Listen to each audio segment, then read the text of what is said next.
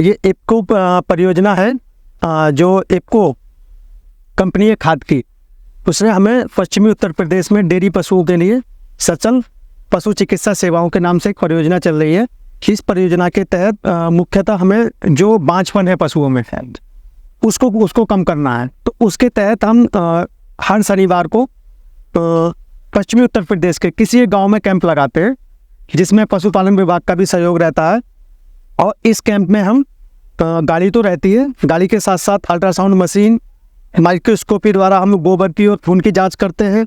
और बाकी हमारे अलग अलग डिपार्टमेंट के जो अनुभवी चिकित्सक हैं, जैसे मेडिसिन है, गायनेकोलॉजी है, ठीक है, पैरासिटोलॉजी है, पैथोलॉजी डिपार्टमेंट है, तो इस सब के अनुभवी चिकित्सक आते हैं और वो वहाँ यहाँ पे आके अपनी सेवाएं देते हैं। दूसरा क्या है, इस कैंप में हम जो है जो बांझपन का जो हम चिकित्सा कर रहे हैं, उसके तहत जो भी दवाइयाँ, जो भी इलाज है, उसको हम इस परियोजना के तहत निःशुल्क करते हैं, चाहे वो एक पशु हो, दो हो। बाकी हमने अभी ये भी करा है कि कुछ गांव में जो है हमने कैंप को रिपीट भी किया है कि जो हमने पहले करा है कैंप में ट्रीटमेंट किया है और दोबारा उसमें हमें क्या मिला या कितने पशुओं को उससे लाभ हुआ। इसके साथ ही साथ हमने क्या किया है, हमने गौशाला को भी गोद ले रखा है।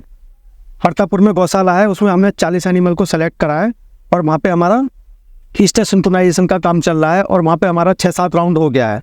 दूसरा, इसके साथ जो है जो भी पशु आते हैं और हमें लगता है तो उसका हम ब्लड भी लेते हैं, खून की जांच करते हैं, गोबर की जांच करते हैं।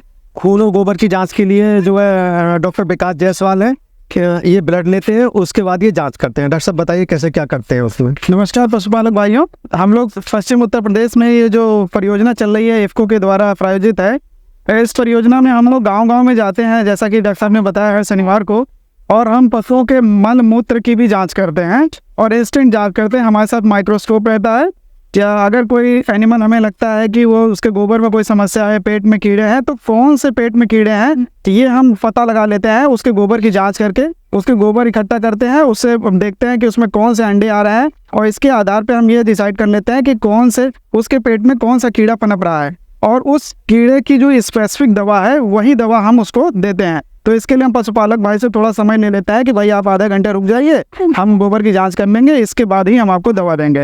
इसके बाद हम लोग दूसरा ये काम करते हैं, जैसा कि अभी सीजन खत्म हो रहा है धीमे धीमे, तो इसमें चीचड़ी से फैलने वाली कुछ बीमारियां हैं, कुछ खून के परजीवी हैं और कई ऐसी बीमारियां होती हैं जिसमें हमें खून की जाँच की जरूरत होती है। तो ऐसे पशुओं के हम खून ले लेते हैं और उनके खून को हम जाँच कर लेते हैं और यदि उसमें जो भी पैरासाइट मिलता है या परजीवी मिलता है तो उसकी हम दवा करते हैं। जैसे अभी यहाँ पे थेनेरिया, बेबेसिया, अनाप्लाज्मा, ये 3 जो पैरासाइट हैं जो खून में रहते हैं और खून में रह के पशु को बीमार करते हैं, इनकी हम दवा करते हैं। इन तीनों की दवाइयाँ पशुपालक भाइयों अलग अलग होती है और हमें ये जानना जरूरी होता है कि कौन सा कीड़ा या कौन सा परजीवी जो है उसके रक्त में रह रहा है। तो अगर हम रक्त की जाँच कर लेते हैं तो हमें ये पता चल जाता है कि कौन सा परजीवी रह रहा है और हम उसी हिसाब से उसकी दवा देते हैं। तो इसके लिए हम लोग मेनली हमारा 2 काम है, ग्रुप रक्त की जांच करना और दूसरा गोबर की जांच करना, और इसके आधार पर ही हम दवा देते हैं। धन्यवाद।